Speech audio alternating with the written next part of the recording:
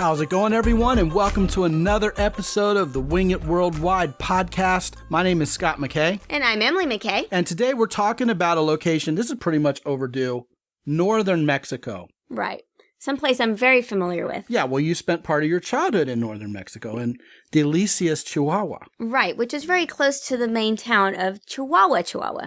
Chihuahua. That's right. It's now, capital city. When I went to Chihuahua, I didn't see any Chihuahuas there. Which right? is curious and ironic. But anyway, I actually have some experience with northern Mexico, too, having lived in McAllen, Texas for many years and working in the IT industry. I used to go back and forth across the border to Reynosa, Tamaulipas, which is a border town, and go into the maquiladoras, which are the big Mexican plants that some would argue are taking all the American jobs, and do business with those folks over there. So driving back and forth to Mexico was a part of my doing business. It was a part of my profession. I've also spent lots of time in Nuevo Laredo, and also spent a lot of time in Matamoros, which is across the border from Brownsville. And, you know, I've spent some time other places in northern Mexico, too. I guess you could talk about places like Punta Peñasco, Rocky Point, and Sonora. And I've even taken you to Monterrey, Mexico. Yes, and Monterrey is certainly in the northern part of Mexico. So let's talk about all of this. First of all, tell me about what it was like to be a child in Mexico. What is Mexico really like, especially in the northern part? Well, you know, back in the 70s when I was little, it was wonderful. It was very peaceful, especially in the little town Delicias. It's not like it is today. Yeah. Time has definitely changed. But we could go to sleep and our doors were open, our windows were open, and you had the fresh air. And that's not like that anymore. Well, I think the first thing we need to note about northern Mexico is it's not like Cancun. It's not like Puerto Vallarta. No. It is a little different. It is desert. Yes, and it's also the border towns. There's some poverty there for sure. Some of the cartels are running it, Los Zetas. It is not necessarily the safest place to be all the time.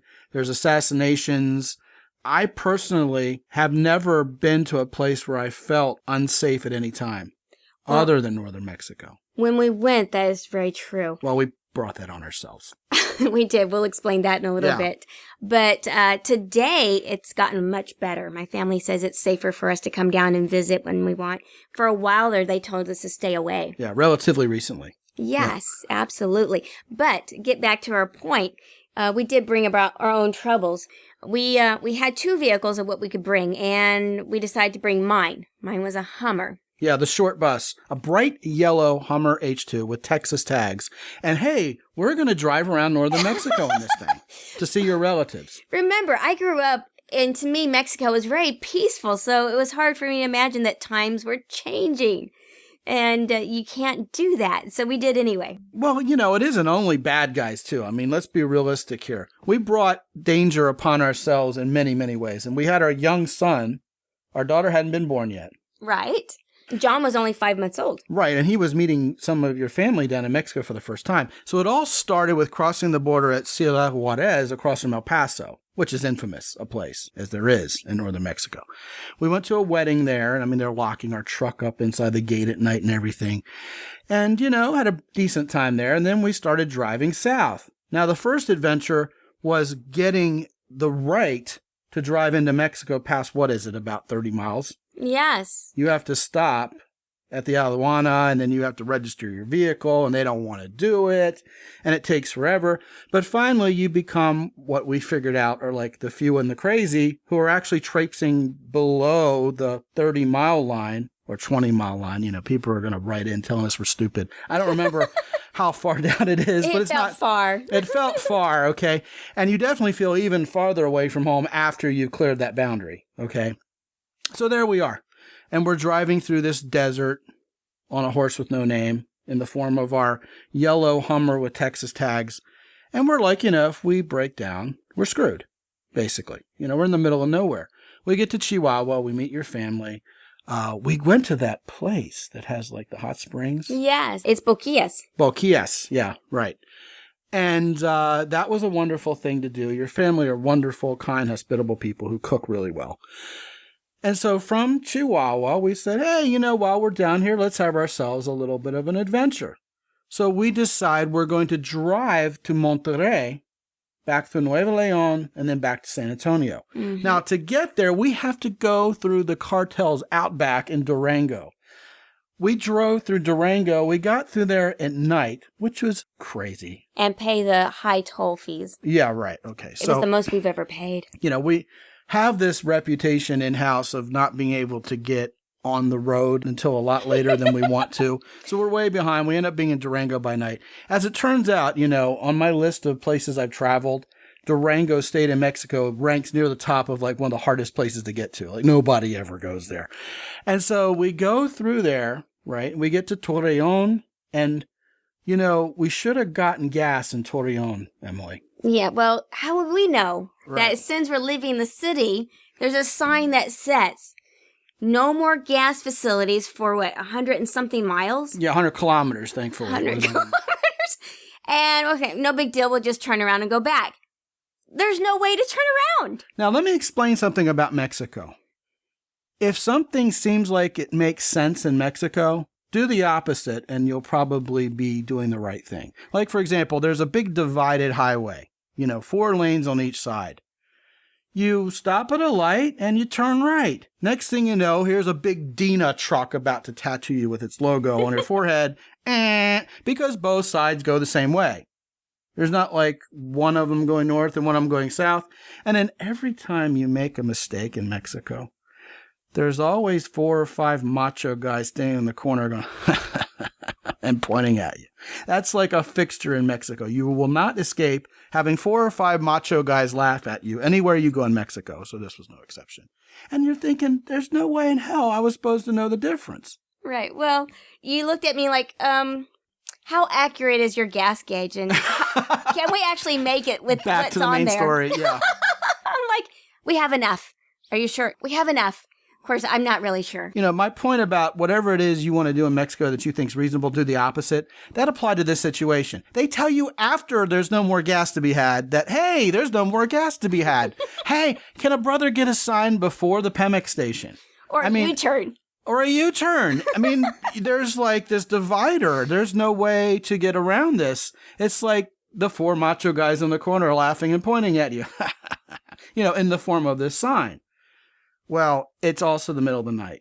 So there we are driving through what's Coahuila State at that point. Middle of the night. Who knows if we're going to make it to Saltillo or not without running out of gas. But God was smiling on us and we coasted in on fumes only to find a police checkpoint when we got there. Right. Yeah. But I tell you, those last few miles were the quietest. We didn't utter not one sound. It was the equivalent of a white knuckle flight, basically. We were wondering if we were going to make it. We didn't say a word. We're just hoping and praying. Well, Saltillo turned out to be a neat little town. Lots of bars. It was so cute. I wish we could have spent the night there. Who knew, right? And then we drove into Monterrey and enjoyed the hell out of Monterrey. Yeah, they have a beautiful waterfall called Cola de Caballo. Which is actually horse's rear end. Horse But they tail. mean horse's tail is what they mean. Yeah, wonderful place to go. And the drive up to that place in Monterrey is really wonderful. Definitely. Monterrey, people rave about. People take a bus ride from San Antonio to Monterrey all the time. And it was my first time there. And it's surrounded by mountains. It's really a very pretty city. We got some great cabrito there. Oh, my. Yes, they do it right. Yeah, cabrito, of course, is barbecued goat. And not really my thing. So I ate some of yours and got something completely different. But Mexican food in northern Mexico varies. The Saltillo Mexican food would be different than the Monterrey Mexican food. All things considered, what you get kind of along the Texas border is a lot different than what you would get in the Sonoran Desert. And indeed, once again, what you would get in Baja, where Tijuana is. I love the food over there towards the West Coast. But Mexican food, that's crickets. The Mexican food in Mexico is nothing like Tex-Mex, nothing like Taco Bell, certainly. It's truly Mexican food. It's a little different, but much the same. Oh, also. yeah. You'll Delicious. recognize it. Recognizable as Mexican food, but indeed different than what you get in America. I will say this. The last couple of times I've been to Mexico, they've changed a lot of things going on in Mexico, such as how they handle the borders. A lot easier to get in. There's a lot less red tape. We didn't have to deal with the craziness of trying to get the vehicle in. Even crossing the border for the day was really simple. It was just going through this little S type of place. where your vehicle drives this little loopy area until you get to the other side. Much, much easier. They've simplified it much more because they're wanting tourists to come and visit. You mean you didn't have to pay the police guys a mordida like I did? Not anymore. No, they're trying really hard to get rid of that. Yeah, there's nothing like driving your yellow Hummer with Texas tags through a police checkpoint. They pull you over and say, oh, there's something wrong with your car. I need all your money. Yeah, right. I emptied my wallet for these guys and like, passe.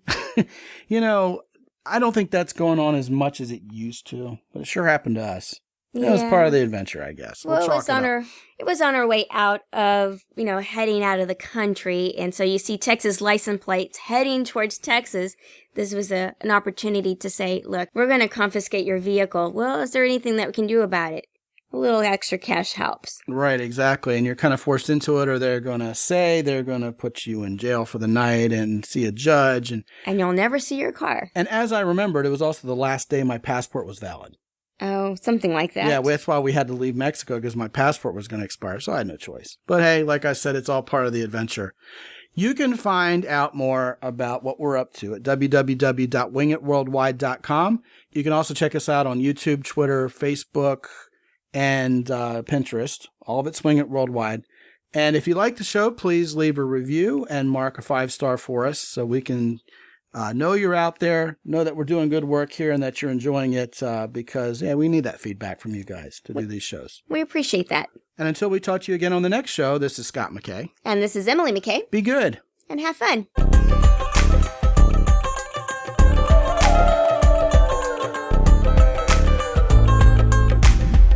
The Wing It Worldwide podcast is copyright X and Y Communications.